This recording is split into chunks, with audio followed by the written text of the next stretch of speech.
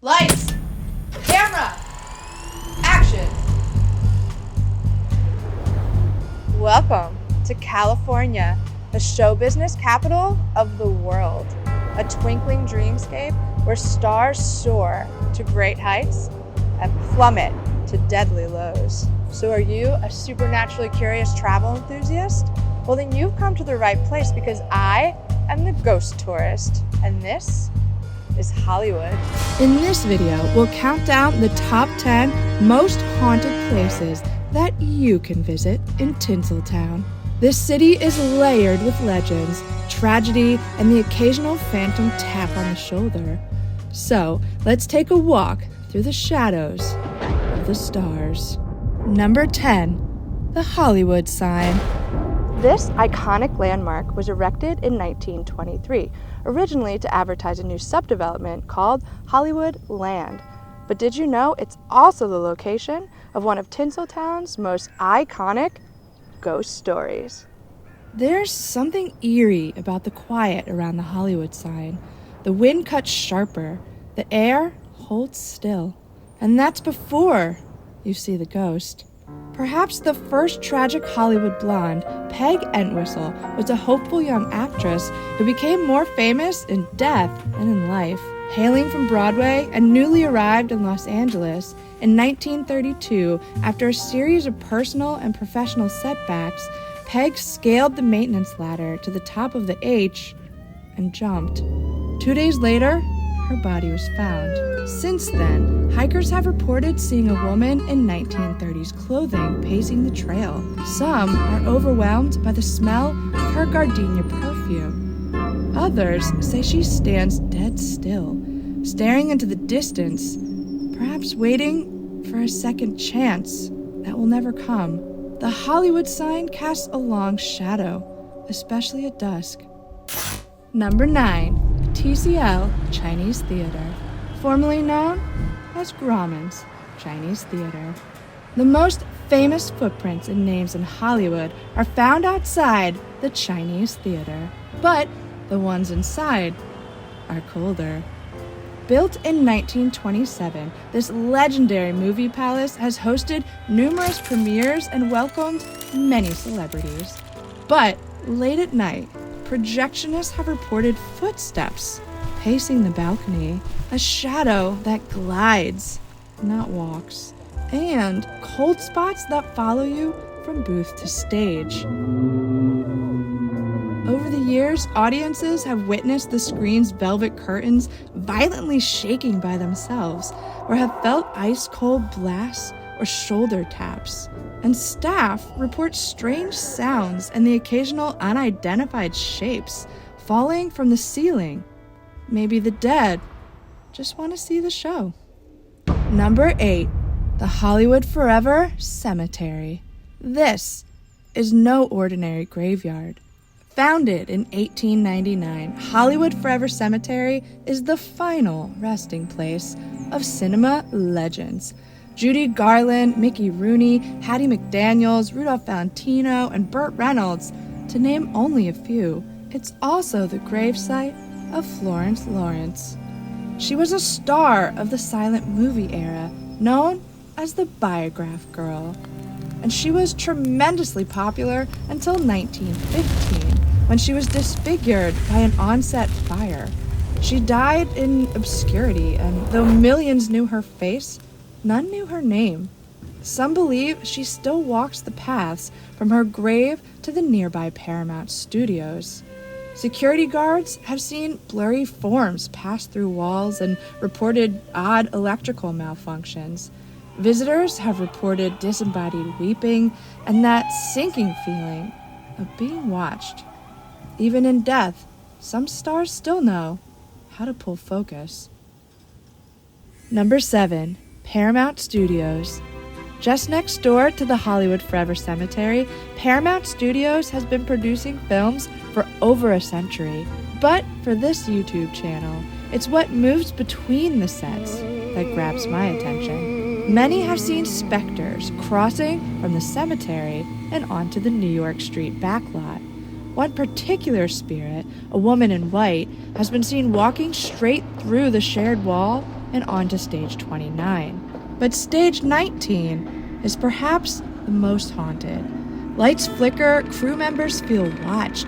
Employees have reported hearing laughter and footsteps on the catwalk above the set, and one grip even fainted after hearing someone whisper his name when he was completely alone. Many attribute the paranormal activity to the ghost of poltergeist actress Heather O'Rourke, who died mysteriously at the age of 12. There have been after-death sightings of Rudolph Valentino, Red Fox, even a ghost dog. Silent, shimmering, it runs between stages, vanishing around corners, like it's still on cue. If you're interested, Paramount does offer an After Dark tour, if you dare. Number 6, the Chateau Marmont. Chateau Marmont is the kind of hotel that does not advertise its ghost, but they're there. Since opening in 1929, it's been the hideout of A-listers, rock stars, and the occasional exile.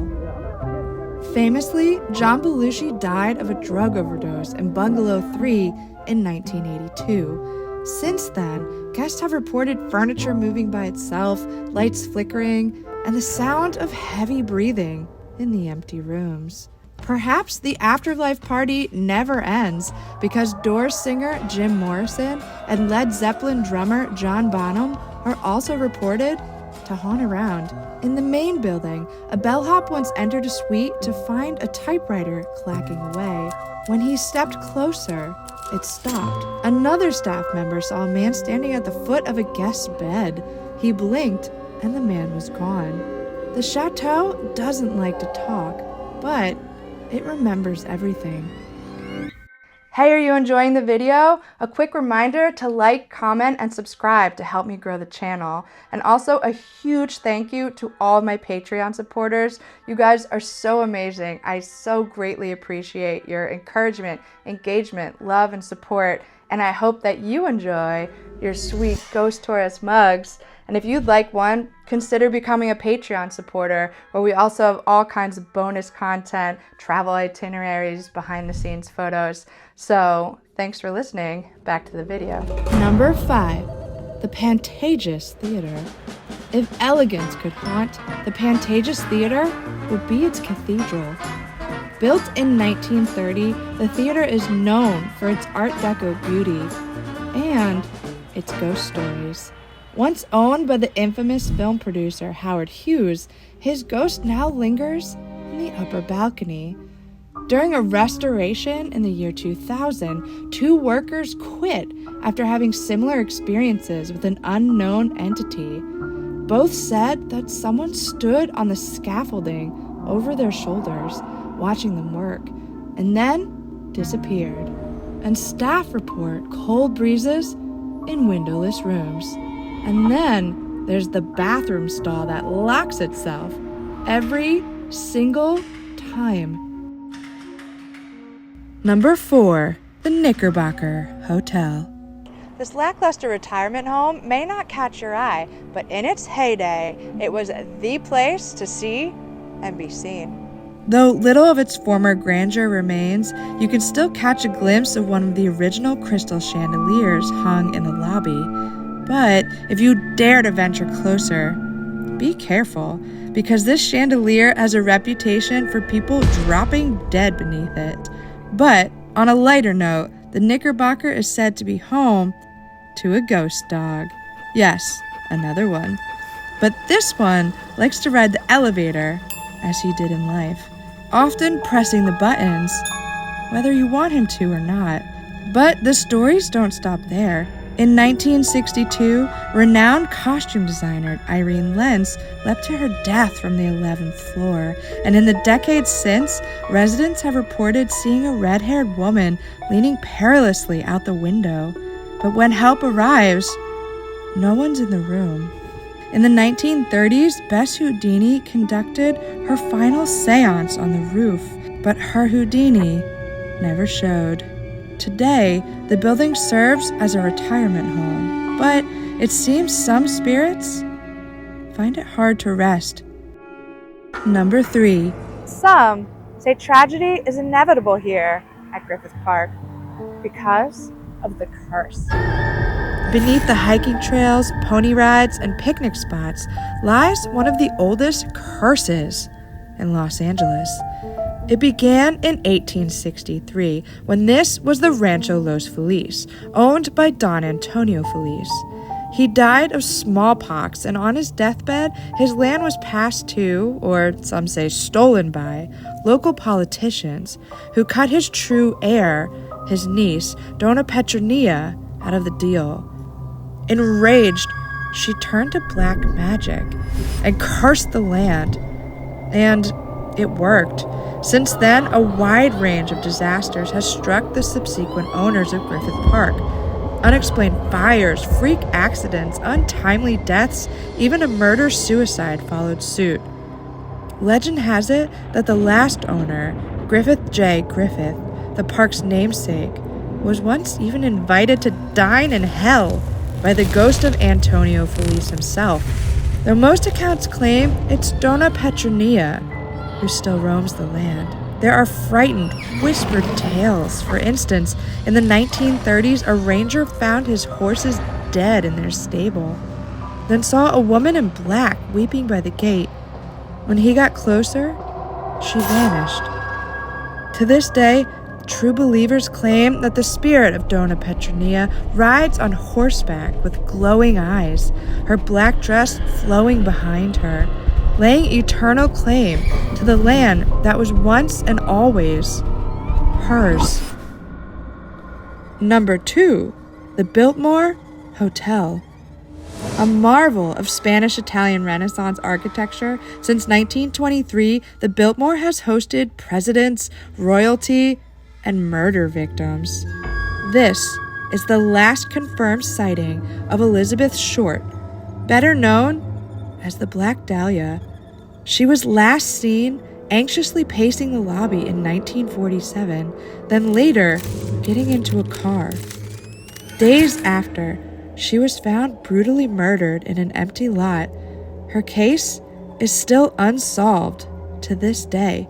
So, of course, guests have spotted a woman in black gliding across the lobby or 10th and 11th floors. Her apparition seemingly travels between these locations via the antique elevators, where a pale, dark-haired woman has occasionally been seen reflected in the elevator mirrors. Phones ring in the middle of the night. One couple found their luggage carefully unpacked while they were asleep. And the Black Dahlia is not the only reported spirit in residence. A World War II nurse has been reported on the 2nd floor, a young boy on the 10th, and a girl on the 9th. But my favorite paranormal moment from the Biltmore is when the Ghostbusters captured Slimer.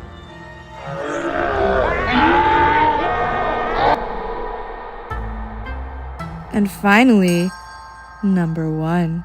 Nestled in the heart of Tinseltown, this is the Hollywood Roosevelt Hotel.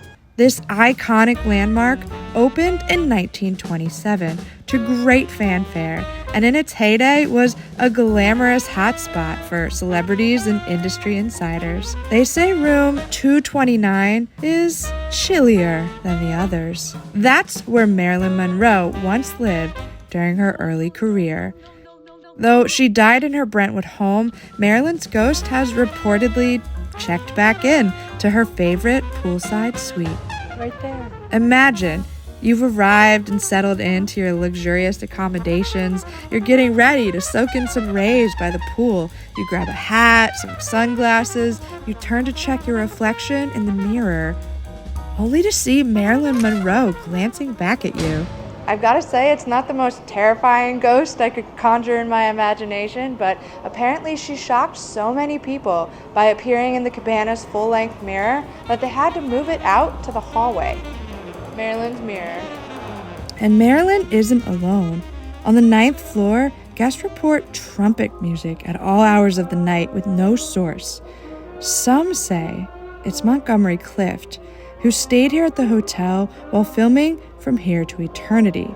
Though I'm told by the staff that thankfully he's a very polite ghost, and if you ask him to stop, he will. Over the years, hundreds of witnesses have reported shadow people, disembodied pacing, whispering, phantom celebrities, and my biggest ghostly fear, a giggling child. The Roosevelt was the site of the very first Academy Awards in 1929. It's seen stardom, scandal, and tragedy. Today, it's one of Hollywood's most luxurious hotels and also one of its most paranormally active. The past lives here. It checked in, and it never left. Hollywood is built on dreams, but hey, the city never promised they'd all be good ones. So do you agree with this list? Any locations you think I miss? Hit me up in the comments below. And be sure to check out my full Hollywood travel video available on the channel. I'm the Ghost Tourist. Thanks for watching. And remember to like, comment, and subscribe to help grow the channel. And I'd always love to hear your personal experiences or any recommendations for future episodes. So until next time, stay spooky.